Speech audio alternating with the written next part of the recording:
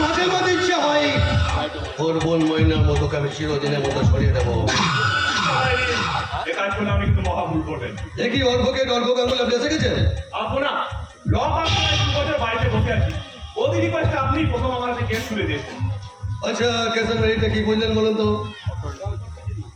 কোন কোন কেজিটা আমি চির দুনিয়া থেকে সরিয়ে দিয়ে দাও, ঠিক সম্পত্তি আমার হাতে আসবে না। সেটা আপনার বাবার এই উইলের জন্য। আপনার বাবা স্বেচ্ছায় সজ্ঞানে উইল করে গেছেন যে কঙ্কন বাবু জীবত আছে আপনি শুধুমাত্র বাবার সম্পত্তির ভরণ পোষণ পাবেন। আর কোনো কারণে যদি কঙ্কন বাবুর মৃত্যু হয় তাহলে আপনার বাবার সমস্ত সম্পত্তি চলে যাবে সরকারের অধীনে। সত্তর কথা বললে আমি কিন্তু আপনাকে গুলি করে মারবো। আরে আমি কি করবো স্যার? উইলটা তার আমি করি, করেছেন আপনার বাবা। না না না না, অন্যায় অবিচার আমি কিছুতেই সহ্য করবো না। কোন করতে আমি ছিল দুনিয়া থেকে কি করবেন স্যার?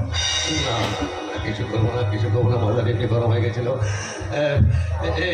আপনার আপনার গুড অ্যাডভাইসের জন্য এই ফিস হিসাবে এই টাকাটা আপনি রাখুন, 20,000 টাকা আছে। এই সামান্য কাজের জন্য 20,000 টাকা? না সামান্য কাজ নয় অর্ঘ বাবু, এক কাজ করবেন যদি পারেন ওই টাকা দিয়ে কিছু আপনার একটা ভোটের জন্য কোনো মহিলাকে নিশ্চয়ই ভোটের জন্য আমি প্রতিষ্ঠা পেলাম। গত 2 বছর ধরে মায়ের লাঞ্ছনা বঞ্চনা বাবার উপদেশ শুনে প্রাণ আমার একটা অত্যাগত হয়ে গেছে।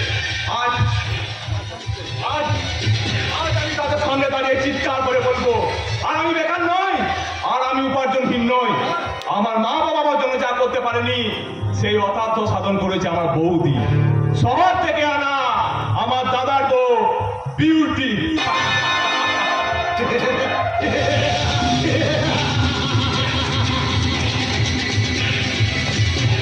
করে গেলাম একেবারে আকাম।